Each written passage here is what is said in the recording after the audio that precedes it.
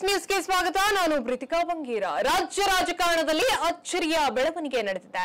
BJP ಉಚ್ಚರಿತ ಶಾಸಕ ಬಸನಗೌಡ ಪಾಟೀಲ್ ಯತ್ನಾಳ್ ಅವರ ಬಂಡಾಯ ಬಣದಲ್ಲಿ ಗುರುತಿಸಿಕೊಂಡಂತ ಇಬ್ಬರು ಬಿಜೆಪಿ ನಾಯಕರು ಉಪಮುಖ್ಯಮಂತ್ರಿ ಡಿಕೆ ಶಿವಕುಮಾರ್ ಅವರನ್ನ ಭೇಟಿಯಾಗಿದ್ದಾರೆ. ಇದು ರಾಜಕೀಯ ವಲಯದಲ್ಲಿ ದೊಡ್ಡ ಚರ್ಚೆಗೆ ಕೂಡ ಕಾರಣವಾಗಿದೆ. ಯತ್ನಾಳ್ ಅವರೊಂದಿಗೆ ಸೇರಿಕೊಂಡು ಬಿಜೆಪಿ ರಾಜ್ಯಾಧ್ಯಕ್ಷ ಬಿವೈ ವಿಜೇಂದ್ರ ಅವರ ವಿರುದ್ಧ ಈ ನಾಯಕರು ಕೂಡ ತೊಡೆ ತಟ್ಟಿದ್ರು. ಆದರೆ ಯತ್ನಾಳ್ ಅವರ ಉಚ್ಚಾಟನೆ ಬಳಿಕ ಕೆಲವರು ಕಾಂಗ್ರೆಸ್ ಅನ್ನ ಸೇರಲಿದ್ದಾರೆ ಎಂಬ ಮಾತುಗಳು ಕೂಡ ಕೇಳಿ ಬಂದಿತ್ತು. ಇದಕ್ಕೆ ಪುಷ್ಟಿ ನೀಡುವಂತೆ ಆ ಬಣದಲ್ಲಿದ್ದಂತ ಇಬ್ಬರು ಪ್ರಮುಖ ನಾಯಕರು ಡಿಕೆ ಶಿವಕುಮಾರ್ ಅವರನ್ನ ಭೇಟಿಯಾಗಿರುವುದು ಸಂಚಲನವನ್ನ ಸೃಷ್ಟಿಸಿದೆ.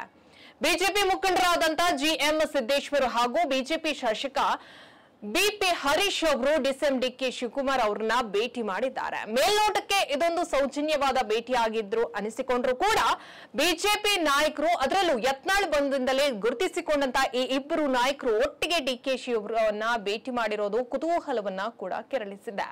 ಕೇಂದ್ರದ ಮಾಜಿ ಸಚಿವರು ಹಾಗೂ ಬಿಜೆಪಿ ಮುಖಂಡರಾದ ಜಿಎಂ ಸಿದ್ದೇಶ್ವರ್ ಹಾಗೂ ಬಿಜೆಪಿ ಶಾಸಕ ಬಿಪಿ ಹರೀಶ್ ಅವರು ನನ್ನನ್ನ ಗೃಹ ಕಚೇರಿಯಲ್ಲಿ ಭೇಟಿ ಮಾಡಿ ಸಮಾಲೋಚನೆಯನ್ನ ನಡೆಸಿದಂತ ಫೋಟೋ ಡಿಕೆಶಿ ಅವರು ಹಂಚಿಕೊಂಡಿದ್ದಾರೆ.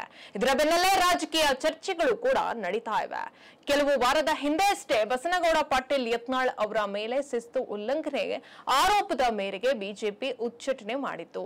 ಬೆಂಗಳೂರಿನ ಯುಬಿ ಸಿಟಿಯಲ್ಲಿರುವಂತಹ ಮಾಜಿ ಸಂಸದರಾದಂತ ಜಿಎಂ ಸಿದ್ದೇಶ್ವರ್ ಅವರ ನಿವಾಸಕ್ಕೆ ತೆರಳಿ ಮಹತ್ವವಾದ ಚರ್ಚೆಯನ್ನ ಕೂಡ ಯತ್ನಾಳ್ ಅವರು ನಡೆಸಿದ್ರು.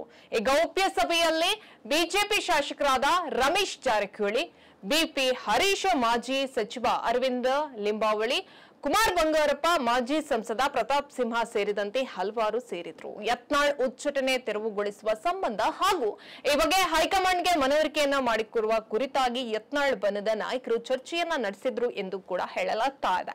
ಬಳಿಕ ಹೊಸ ಪಕ್ಷವನ್ನ ಕಟ್ಟುವ ಸುಳಿಯನ್ನ ಕೂಡ ಯತ್ನಾಳ್ ಅವರು ನೀಡಿದ್ರು. ಇನ್ನು ಬಿಪಿ ಹರೀಶ್ ಕೂಡ ವಿಜೇಂದ್ರ ವಿರುದ್ಧ ಗಂಭೀರವಾದ ಆರೋಪವನ್ನ ಕೂಡ ಮಾಡಿದ್ರು. ಅವರು ರಾಜ್ಯಾಧ್ಯಕ್ಷ ಸ್ಥಾನಕ್ಕೆ ಯೋಗ್ಯರಲ್ಲ ಎಂದೇ ಬಹಿರಂಗವಾಗಿ ಹೇಳಿಕೆಯನ್ನ ನೀಡಿದ್ರು. ಯತ್ನಾಳ್ ಬೆನ್ನಿಗೆ ನಿಂತಂತ ಹರೀಶ್ ಉಚ್ಚಾಟನೆ ಬಳಿಕ ಪ್ರತಿಕ್ರಿಯೆಯನ್ನ ಕೂಡ ನೀಡಿದ್ರು. ಹೆಚ್ಚಿನ ಅಪ್ಡೇಟ್ಗಾಗಿ ನೋಡ್ತಾ ಇರಿ ನೆಕ್ಸ್ಟ್ ನ್ಯೂಸ್ ಕನ್ನಡ. ವಂದನೆಗಳು.